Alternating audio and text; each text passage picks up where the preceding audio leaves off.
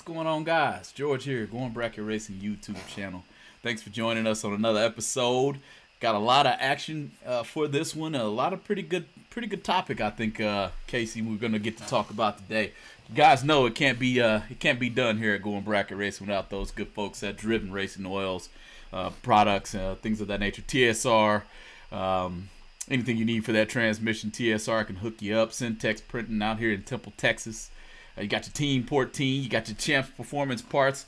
Whatever you need on the side of parts, he can get you whatever you need, probably at a really good cost, and most likely faster than anybody else can get it to your doorstep. Casey, what's going on, bro? Not a lot, man. Got a sick kid in the house, so I know you know what that's like. So this is my first experience with that. He's been a little bit of a crybaby lately. I don't think it's anything that big of a deal. It's just is what it is, I guess. Is what it is. Comes with the territory. I'm telling you right now, I got 2 sick ones in my house right now. So, hang in there, big dog. Hang in there. The only good part about mine right now is that they're old enough to tell me what's wrong. They'll point to their throat. They'll show me the nose, whatever. Open their mouth and say, hey, is my throat a little raw? They know all that stuff. So, appreciate everybody for the birthday shout-outs, man. Not everybody gets a chance to say thank you for the birthday shout-outs live on a stream, but I guess I got a day older. Don't tell nobody. And I feel like I'm 20. I'm lying. I'm definitely lying. But thanks, everybody, for the birthday shout-outs. Yeah, man. We got Dave Statham on here, Old Racer, Bracket Racer 1, Wayne Duke, Troy Abercrombie, Fixing Used Race Cars, Will Newman. Lots of people wishing you happy birthday, man. It's like they think you're important or something. What's that all about? I don't know. They must not know me that well, because I sure ain't important. Shoot, for crying out loud. But thanks for joining us on today. Casey, man, what we got going on today? Because I hear you had a pretty eventful weekend, even if it was just in front of your TV set. Tell me what's going on, man. Dude, if you saw the write-up on GBR Facebook page, which, by the way, if you haven't followed the Facebook page, that's where we post all kinds of stuff. Every once in a while we get wild hairs and let people know what's going on, let people know kind of the updates as far as what GBR is doing, what's happening in the world of bracket racing. Definitely go over there and follow the Facebook page. Hit that subscribe button if you're watching over here on YouTube. And, if all else fails, you can listen to it on any podcast form that you find. But what I thought was the most exciting bracket race weekend of 2022 by far, and maybe the most, in fact, I might just dub it this, the craziest come from behind story in bracket racing history as far as live on Motor Mania TV, George. I know how you like to get involved with that type of stuff. Do you approve of that? I mean, maybe you will after I tell you about it. That's appropriate. And the good part is you don't have to tell me because I got to read it, right? Thank you for the post, by the way. I was pretty occupied this weekend, so I didn't get a chance to tune into Motor Mania TV or any of the write-ups until just yesterday. Got the chance to flow through Going Bracket Racing and see your write-up. Definitely well said. Anyway, keep going. I'm with you. Dude, so for the last few years, I mean, especially the last, 2-3 years, whenever big money bracket racing, like mega money bracket racing, finally really just took off, like, it was always on the up and up, but now it just all of a sudden went like vertical out of nowhere in the last couple of years. It started with the 525, then it became $1 million, then there was another $1 million, and it keeps going and going and going, man. But I have not personally watched something this exciting on Motor Mania TV. Shout out Ryan Gleghorn, because that's the reason why it was this exciting, because he stays on top of all this stuff. But the Triple Threat Bracket Racing Series, if you don't know about it, is, I want to say, a 4-race weekend series. They have some 10-20-10s. That's 3 of them, $400 for the weekend. Obviously, they have shootouts, things like that.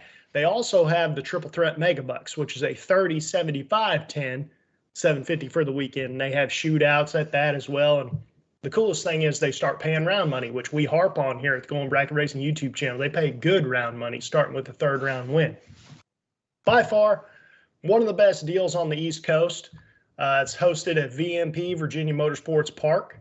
It's been there for at least a couple years. Side note, I know Brandon Lane's watching this right now, and I texted him. I said, Brandon, how long do you have just a general guess of how long this race has bin going on. And he said, a few years, buddy. And I'm like, all right, man, I was hoping for a numerical value or something like that, but that's okay. I just won't ask him for directions. He'll just tell me it's several miles down the road, and if you get to California, you went too far, something like that. So, Brandon, there's your shout out right there for the day. He's actually involved with a lot of what was going on here as far as the excitement at VMP, though, George. So, the weekend starts. We'll just start at the beginning. Starts on Thursday with 64-car shootout. This doesn't apply to points, but Corey Galetti comes into Triple Threat Weekend, the final 3 races of this program. Corey Galetti comes in points leader by a pretty good margin. I think there were 3 people within reach of him, but it just seemingly he was going to run away with it. Right. And especially once you looked at Thursday, 64-car shootout, who's in the finals? Corey Galetti. So Corey's ready, right? And everybody kind of just figured, I think, at that point that Corey's going to do what Corey does. He's going to go deep every single day, and he's just going to run away with this championship. That's at least what I thought. But that wasn't the case, man.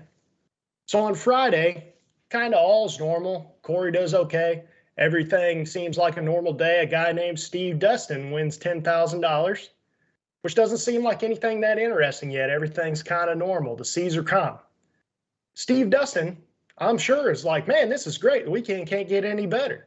I just won $10,000, 23rd in points is what it is, and that's what he was before Friday, obviously. But he's kind of, what would you be thinking, George? You're going to win $10,000. You can't really hope for much better, right? Well, you putting it into context, I've never been in that situation. Does that help? Yeah, I guess so. Right. So I can't tell you what I'd be thinking other than, man, what I'm going to buy for Mo, or what am I putting back to be able to go to the next race, or this is going in my savings account. Hey, I don't know what else to say. But imagine that'd be a good feeling. Keep going, man. This story is great. Keep going. Dude, so we're rolling into Saturday now. This is where things start to get interesting. And the reason being is because we get down to, I want to say maybe 5th round, something like that. Guess who has to run each other? Corey Galetti and Brandon Lane. Brandon comes into Saturday 6th in points. He ends Saturday 2nd in points, 10 points behind Corey Galetti. Now you want to say, well, how did Brandon takes him out, by the way, in 5th round, if I didn't say that already. So big round for Brandon. You say, well, how does Brandon go from 6th to 10 points behind 1st if he just ran the first place guy, in 5th round, and then Brandon subsequently goes out 6th round? How's that happen? Well, the way that Triple Threat does points, if you lose 1st round, you only get half points for the rest of the race.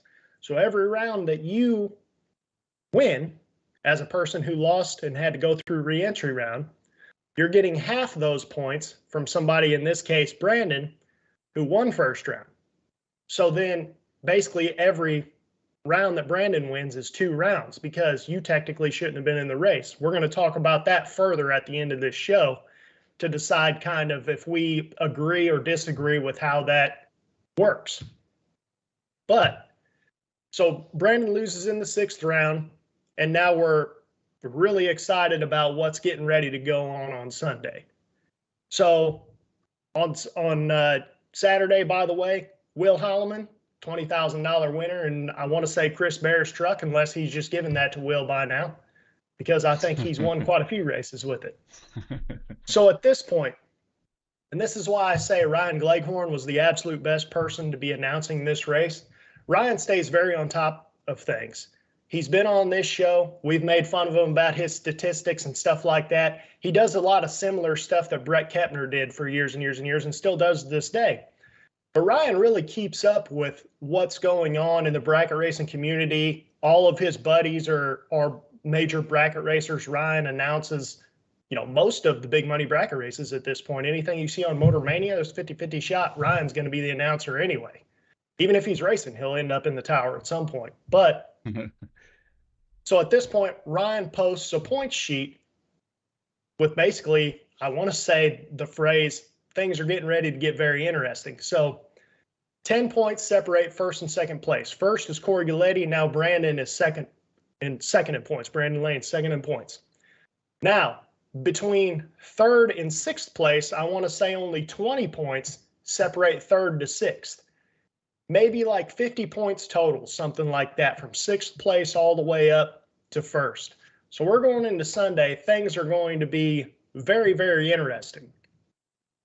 Well, what happens is on Sunday, Corey loses first round, so he's working on half points, like we said before.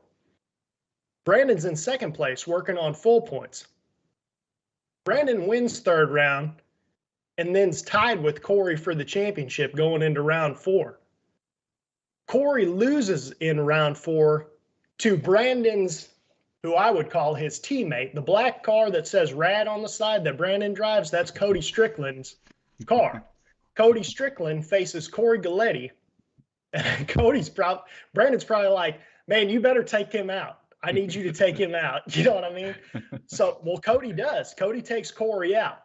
And that's the point. If you watch the live feed on Sunday, when this happens, Ryan Gleghorn gets on there with all the excitement in his voice. Things just got extremely interesting because your points leader is now out, and it is a very tight points race.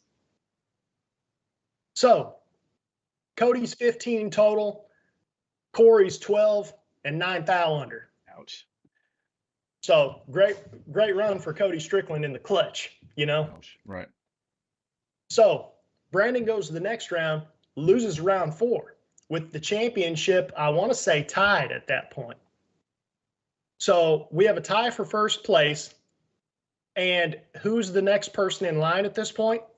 Johnny Laboose. Oh, no.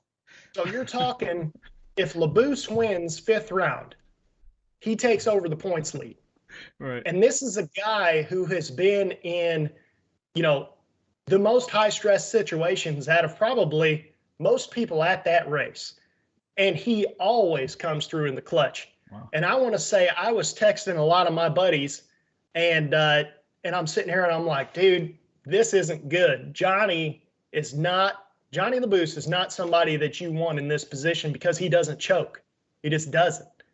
Well, he didn't choke, but he did go 3 red in round 5, which makes it even more interesting, George, because now Johnny is out of this points race. So everything is still sitting extremely tight. 1, 2, 3 right there. At this time, Steve Dustin is quietly still making rounds. The same Steve Dustin, by the way, that won on Friday night. Quietly making rounds, quietly. Ryan now gets on the horn and says, Steve Dustin actually has the possibility of winning this points championship. This is 5th round. Steve Dustin is still, I want to say, doubled in 5th round. He loses 1 entry. It's not his points entry. Ryan then, during the downtime, calculates all this up and says, if Steve Dustin goes to the final round, he can be your points champion. But he doesn't have to just win 1 round. He doesn't have to win 2 rounds. He has to win 3 rounds to get to the final round. Wow. Steve Dustin does that. He gets to the final round, then locks down the points championship for VMP triple threat. Now, this is even crazier than this whole thing. With all the excitement with the points program going on, no one can really believe what's going on, at least as far as the people I've talked to. They can't believe this just happened.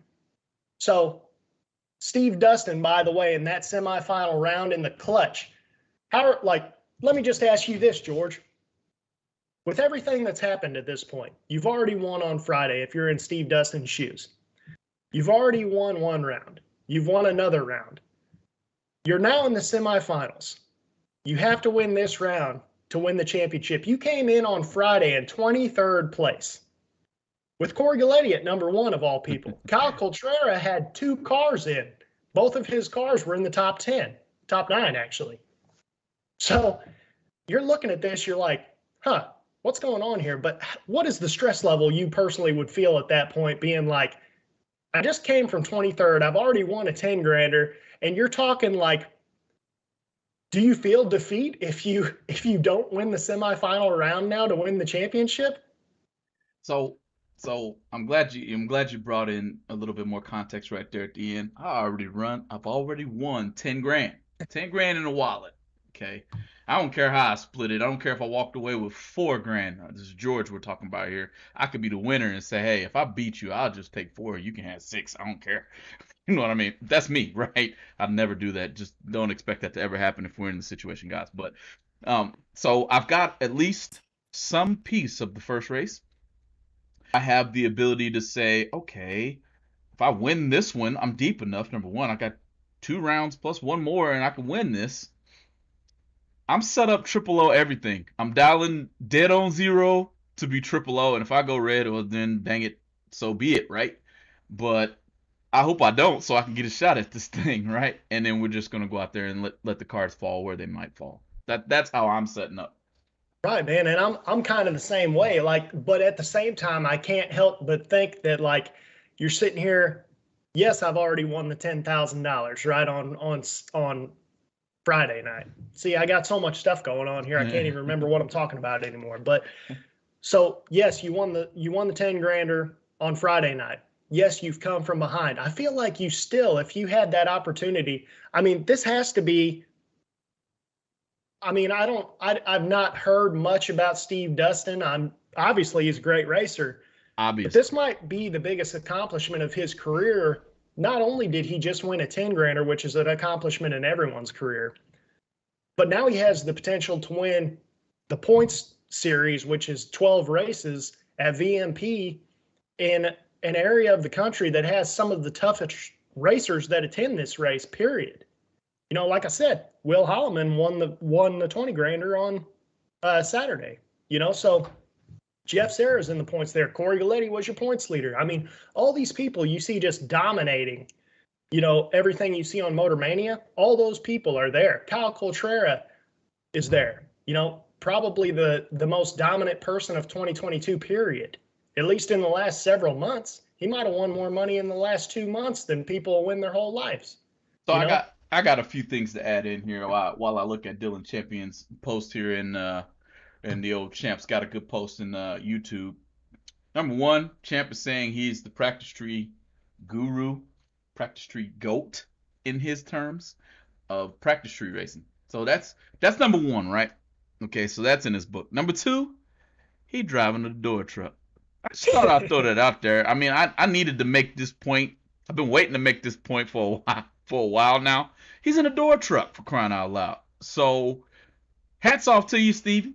I shake your hand when I meet you. But to do what he done, in my opinion, needs to be well documented. And then it needs to be shared across every single race organization that we have. Period. I don't care how you look at it. When you get the ability to gain more points than said double entered character, which I'm not even going to jump ahead, Casey, because I know we're going to talk about this. So I'm actually going to pump the brakes a little bit and let you guys think about where I was getting ready to go. Casey, man, get me off of this subject is what I'm asking you to do so that we can bring it back later. Well, it's funny that Champ says that as far as the practice tree racing goat, because what got Steve Dustin to the final in the clutch, he's 008 on the tree, goes down there, wins that round, clinches the championship, meets Will Holloman in the finals. Back-to-back days, and Will Holloman beats him in the finals. Will Holloman then takes home the 20 grand check on Saturday and the 10 grand check on Sunday. And, George, I just want to let you know, for you being a door truck fan and saying all this great stuff about door trucks, you missed the door truck weekend of probably your entire life, because door trucks won every single race there, and the last day it was 2 door trucks in the final. Well, I guess I'm going to have to hit the rewind button on good old Motor Mania TV and go back and watch it for myself, because obviously I missed the good one. It's my birthday weekend last week. I had a little bit of errands to run down in Dallas, so I didn't get a chance to watch any drag racing, if you know what I mean. But guys, give us some context on how you feel. Coming up next, we're going to break down the points thought that was used inside of Triple Threat. We're even going to bring in some things that happened at the Spring Fling that might even give it a little bit more quote-unquote backbone or or thought process into what it really means to be single entered, quote unquote. Hang in there, guys. TSR Racing Products has everything you need to make your Power Glide Turbo 350, Turbo 400, and 727 transmissions the best they can be on the street or at the track. With exceptional products, customer service, and over 30 years of experience, TSR Racing Products is always available to help their customers with any of their transmission needs. In-house machining ensures you only receive the best products from TSR Racing. Visit TSR Racing Products at tsr-racing.com or give them a call at 800-394-5889.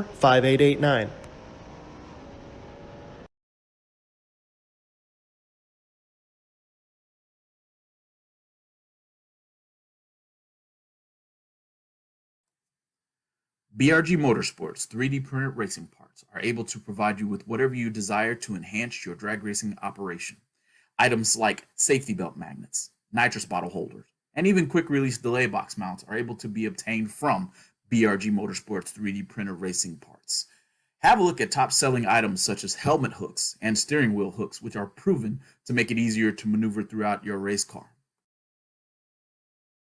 You can contact BRG Motorsports 3D printed racing parts at telephone number 765-729-1177.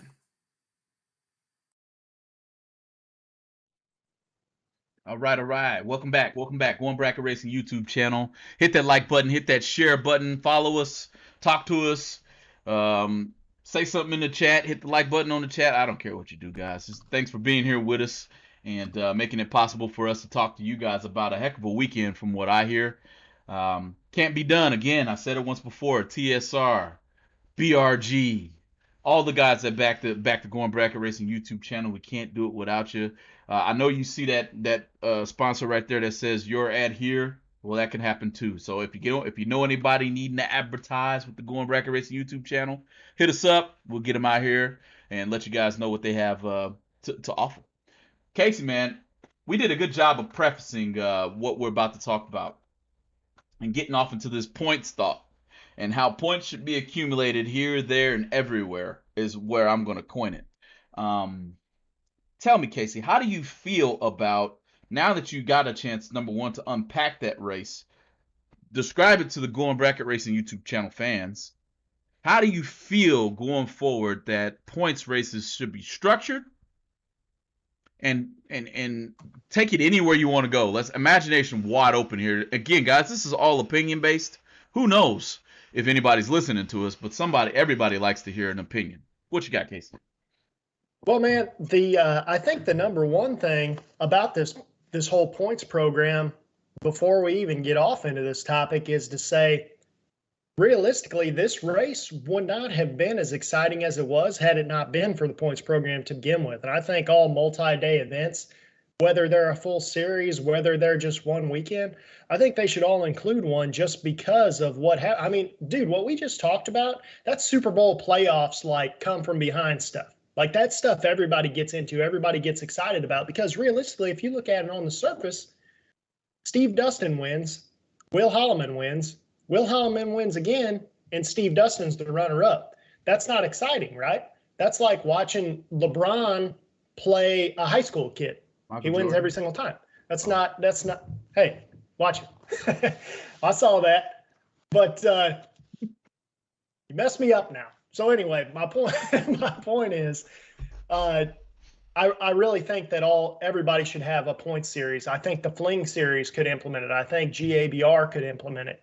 King of the Coast, they could implement it. They have plenty of races. Everybody could easily implement it. SFG, everybody. Everybody could easily implement it. And I actually think when they do so, if they do so, a little bit of attention to what Triple Threat just done.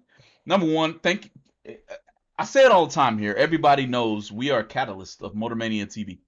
Motor Mania TV makes it to where you get to see everything. It'll help you down the line if you want to decide to go to a Triple Threat race over at this race or at that race. It's because you've got to watch something like this. And shout out again to Ryan Gleghorn. I've only got to listen to a good couple of minutes of your announcing, and it was spot on, man. So, but Casey, man, shouldn't each person have gotten a chance to view this because of Motor Mania? And don't you think, promoter-wise or or even weekend points wise, wouldn't there be a lot that you can take from triple threats points setup to apply to the everyday event?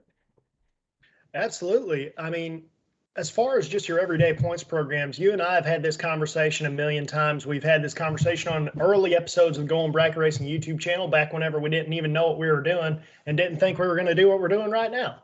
But yeah, I've always thought that it doesn't make sense to me that in a local points program, you can lose first round, buy back, and then continue to gain points, just like the guy who, wins first round and hypothetically wins the entire race. That doesn't make any sense to me, because in my opinion, you essentially never should have been in the race to begin with. That's not how any other sport works. I mean, we can talk about this in a couple separate ways, but the thing that Triple Threat did, which is what made this points program so interesting at the end, was because Corey Galetti lost first round, he was only working on half points. Therefore, all these other guys now had a shot, which is why Steve Dustin could come from 23rd all the way up to the top, because of the way things worked out. The points program bottom line is about consistency. That's what it should be about. And in my opinion, if you lose first round, that's not consistent. You shouldn't, I mean, I'm not saying you shouldn't be able to buy back and keep racing, but I am saying that should affect you in some way negatively in the points program, because that's a secondary thing over here. In fact, if it's Casey Beckmeyer running these races, Casey Beckmeyer would have been in Steve Dustin's shoes, being happy he won 10 grand, and I could care less about the whole championship thing. That's a secondary thing. That's cool, but I care about the 10 grand, Right. However, I just, well, I mean, you take it from there. I know you got some ideas on that. Well, I got some ideas, but I see some comments too, and so I kind of want to pull the comments here and begin to kind of break down a few of these comments. One from Jared Pennington himself. If anybody knows Jared, he's well, let me just call him Big Jed, and everybody now knows him, right? All right, I'm sorry, right? I used the government name. My bad. But what I can tell you is everybody knows that Big Jed puts on races. This is a promoter we're talking about here. This isn't a person who just has an opinion. This is someone who has more than just opinion. He has, I've tried that. He doesn't have hypotheses anymore because he's done it. They're either going to give him a result that he can use going forward, or they're going to tell him don't use it, right? It's 50-50. Big Jed says, and I lost it. Hold on, let me get back up here. Big Jed says, one challenge to the points program is double entries and racers not changing their car number properly each round. And I'm going to tell you what. If the car number is wrong, Jed, and I'm with you here, because seemingly that's part of being doubled, obviously. You have to either put the X on there, you better put some painter's tape across one of them numbers, something. But if you can't do that, you don't need to be doubled in the first place, because that means your mental capacity didn't tell you, I'm on my second entry.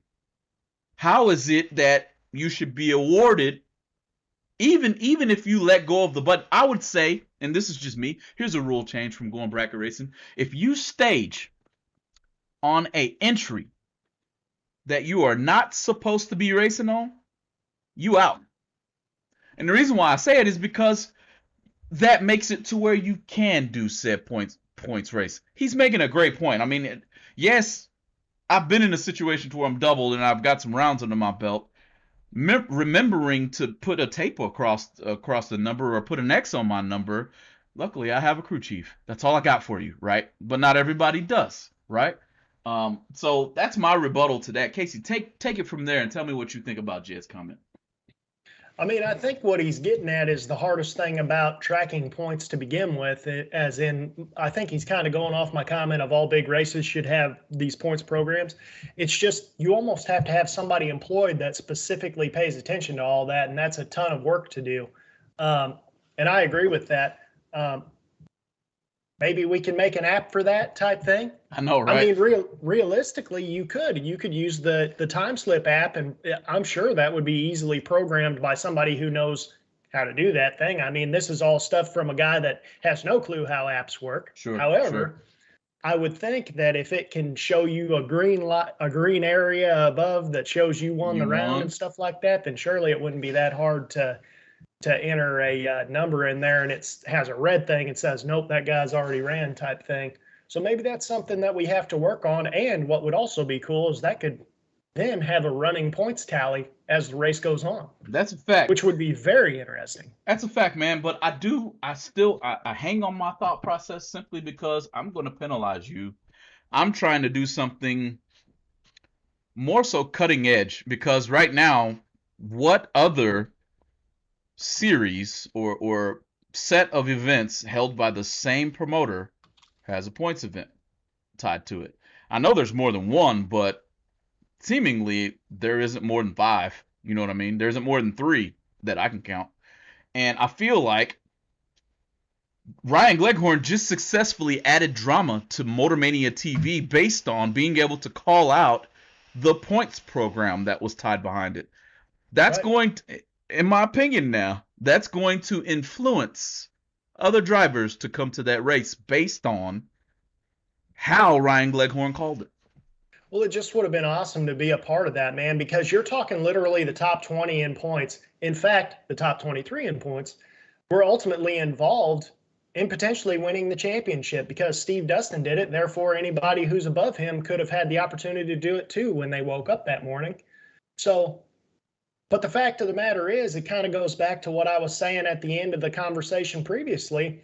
If it weren't for Ryan Gleghorn and his announcing ability and having those point sheets in his hand and him keeping track of all this stuff, this would have been another Motormania show that really wouldn't have been I mean, I love Motormania. Don't get me wrong. I watch Motormania every single time it's on when I'm not personally racing myself. Right. And sometimes I do when I'm racing. Right. Whenever I'm just sitting there in the trailer and I'm like, oh, that's what I'm dialing because I don't know what's going on anyway, I guess. So I'll just watch Motormania and hope for the best, But the fact of the matter is Ryan Gleghorn is the reason that race was so exciting, especially on Sunday.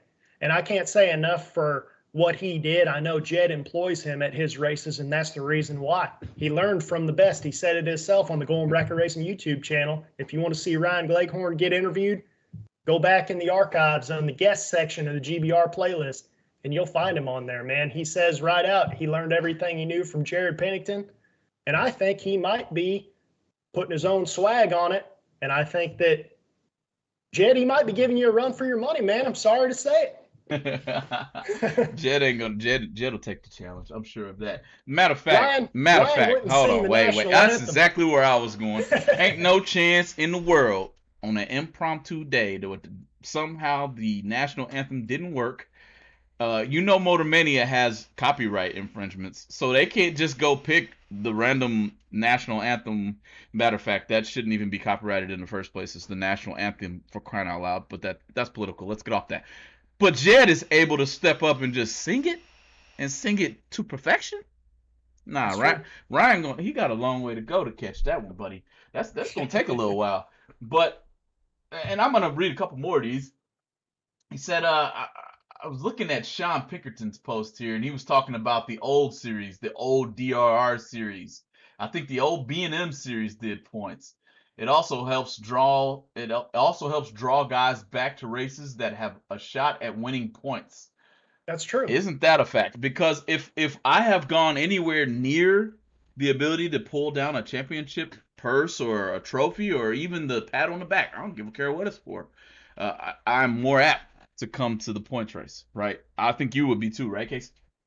Oh, absolutely, man. Because as everybody who's a racer knows, at any given point, there might be, realistically, there might be 10 people, honestly, in the country right now that we could probably name off almost all of them and just write them down on a sheet, and they'd have 8 of them match that have the chance to win something like this multiple times.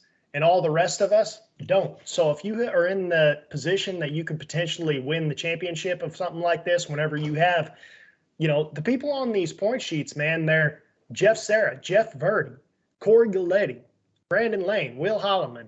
We can go on and on and on. I'm sure the Williams are all on there. Right. Somewhere. you're talking about winning points with these guys all involved.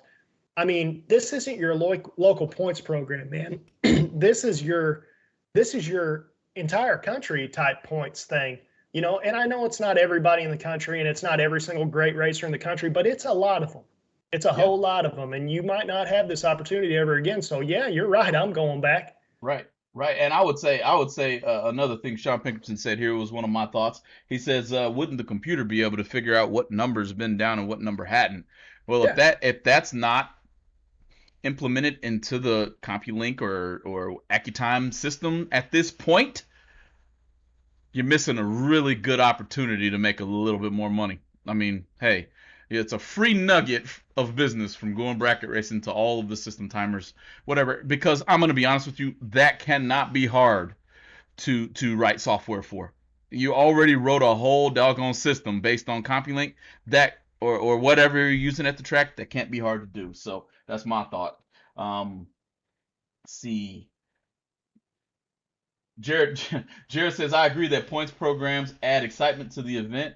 RG, that's Gleghorn, took that to another level by including that information. I love the idea of rewarding the points champion.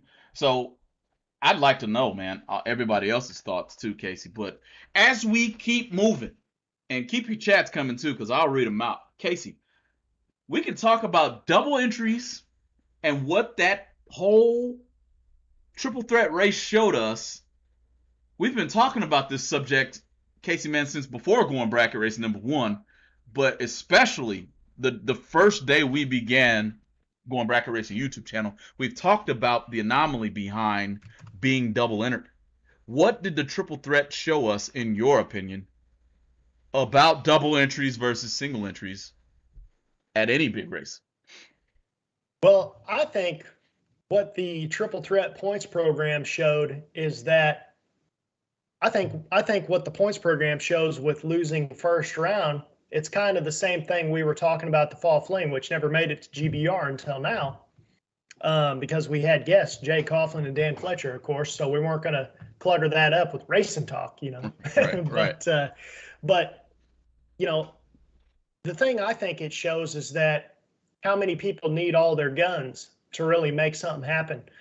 I thought it was very interesting, and I'm not putting any shade out there because the great racers are the great racers for a reason, but I did think it was very interesting when you're talking about the Fall Fling. Obviously, they had a blowout as far as how many people showed up. I want to say 640 cars on the first day, and then 670 something entries the next day. You know, by far the biggest race. Only to them, it's only the second biggest race was the Spring Fling in Vegas earlier this year. So I mean, which I think was like 570 entries or something like that, or 575. Like that. Right. It's all on the Going Bracket Racing Facebook page. So if you don't follow that, you need to go follow that. You can scroll back and tell me I was wrong because I'm the one that posted it anyway. But so I was right at one point. But I think that it was very interesting whenever Peter said, hey, we have so many people here, we're going to allow everybody to double, but we can't do buybacks because we'll be here for 3 weeks. You know what I mean? Which is the truth. But the thing is that I thought it was very interesting whenever you saw the winners of those races, you can really see who's the most consistent racer.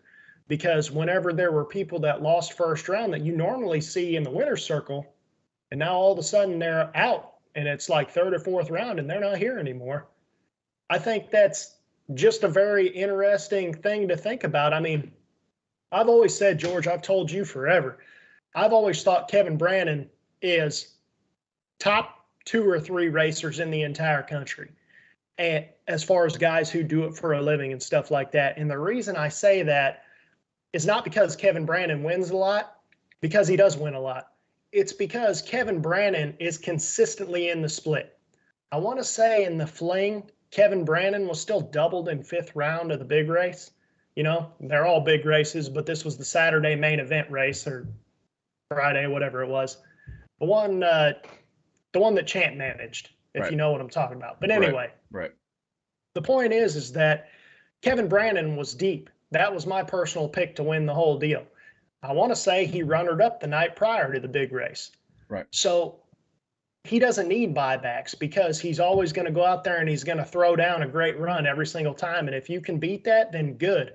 but Kevin Brandon is always there, where if you make any little mistake or if he can induce a mistake for you to make, which he will a lot of times, Kevin Brandon is always going to be 00, and he's always going to be dead on it. If you can get inside that and throw a hero run together, then you'll beat Kevin Brandon. But that's what you need, is a hero run to beat Kevin Brandon.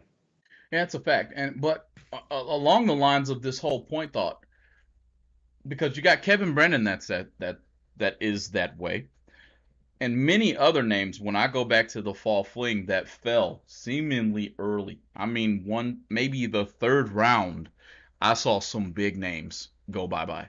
Okay, if you don't got your buyback, they got you. Okay, so this whole thought of no buybacks, where everybody's like, well, he has to have buybacks, shouldn't he? Well, to his point, if we have buybacks out here and there's almost 700 entries in this race, we're going to be out here all day long. If we have those buybacks, what are we going to do with the remainder of the races that we have? We can't make it a marathon anymore. So I agreed with Biondo's thought process to eliminate the buyback. But what I saw from that point was a lot of bigger names. I don't remember seeing many of the Williams. I think I saw Donovan down deep, maybe even Gary early on. But on main event day, I don't remember seeing any Williams brothers. I don't remember seeing Sarah. I don't remember seeing Coltrera. There's a lot of names, and I can be wrong, guys. Trust me, I can be. But I don't remember seeing those names. Is it because there was no buyback? Well, with these points programs, Triple Threat just showed us, if you got to buy back, you should be taking a penalty in the first place. That's what I liked about this whole weekend that I got to read back on, is that, hold on, Coltrera was in the final, George. Kyle Coltrera was in the final of the main event? You could be right. I don't remember. I don't remember 9622. I don't remember. You could be right. But the point I'm trying to make is, at our local events or our local tracks, shouldn't the local tracks have the ability to allow double enters? You only accumulate one entry. If you bought it back, you only get half the points or a quarter of the points. Well, I kind of think points, the whole point of points is consistency. It shows who was the most consistent throughout the year. And I don't think, even though if you lose first round and you buy back, I've done it before. You lose first round, you buy back, go on to win the race. Anybody who's ever won a race, a lot of times they got there by doing that at some point in their career. So that's cool and everything. And I mean, you still won all those rounds to get there. I'm not taking that away from anybody. But the fact is that points are about consistency, and points should be accumulated in such a way that it's based on wins. And there's a lot of tracks that if you show up in second round, then you get 2 points or whatever, just like the guy who won first round and is in second round, which makes absolutely no sense to me. I understand it's harder to keep track of. It's always easier to keep track of by, if we had X rounds and there were X amount of people in at this point and blah, blah, blah. But if you dominate one race, that's not the same as getting to, for example, let's say there's 12 races a year. And let's say you win 2 of them, but you lose second round in all the rest of them. You're still going to sit pretty good in points because you got 2 final round appearances. Sure. However, say there's a guy who consistently gets to like 5th round. Did that guy not have a better season as far as points go than the other guy? And I know these are all relative numbers, and you're like, oh yeah, Casey, those numbers don't even add up. Of course that guy should have more points. But sometimes they don't. And that's what my point is shouldn't points show the guy who consistently was there. Down to 16, yep. Who consistently wins and gets to 5th round, it's averages, right? It's kind of like, if you're 20, 20, 20, 20 on the tree, and then all of a sudden you're 005, well, that 005 is an outlier, but it's going to bring your average down. It's fact. Right. So, but the other guy that's over here going, say, 12 is consistently better on the tree than you, right? It's a fact. So that's what I've taken, and honestly, I will go back and probably watch the whole, at least last day, where all the action was, in order to get a little bit better of a context to bring to you guys. But seemingly the drama just got added to bracket racing based on point totals. I didn't get a chance, Casey. Maybe you know, maybe somebody in the chat knows how many people were viewing the triple threat race on Motor Mania TV at the time of this, because that'll tell you a lot too. Was the viewership super high? Was it mid? I don't know. I didn't get to watch. Well, the thing is the coolest part about Motor Mania, in my opinion, and the coolest part about GBR and stuff like that is you can always go back and watch it. That's right. You know, so it's not all about who watches it live at the time of it, because guess what? Some people, including myself, got to get up to go to work on Monday. You can't stay up until midnight. You know, we got kids. You know what I mean? I would say that would be true until Fixing Used Race Cars. If this number is true, he says 5K. That is a lot, sir. A lot of people watching live. And the drama is inducing that. I'm telling you. People are probably on the phone with their buddies. Hey, man, you got to watch this. Gleghorn just said if this guy wins 2 more rounds, he get the whole pot. You see what I mean? Well, dude, the fact of the matter is that even if you don't watch it live, that's irrelevant, because you can go watch it 5 years from now. Whenever somebody randomly stumbles on to this episode of Going Bracket Racing, they're going to be like, man, I want to go look at that race. And they can go look because it's up there forever on YouTube, and they could watch that race. I sometimes watch races from like the 1960s or something with modified eliminator or something because I think it's cool. But the point is, all of this stuff that all these people that advertise on Motor Mania and GBR and all the programs that are like this, the advertisements last for a lifetime. You just have to pay for it once. So, yeah, it's the opposite of diminishing marginal returns, like increasing returns over time. You don't get that very often. I don't know, man. I just wish I could have been a fly on the wall in the chat bleachers, the Motor Maniacs. Everybody knows Motor Maniacs, they go off. So I'd have to imagine that would have been a pretty interesting time to be a fly on the wall inside of Motor Mania. That's what I think. So, no, man, I really am. I definitely got to watch all the fling, but I'm really kind of taken back that I had to miss the triple threat.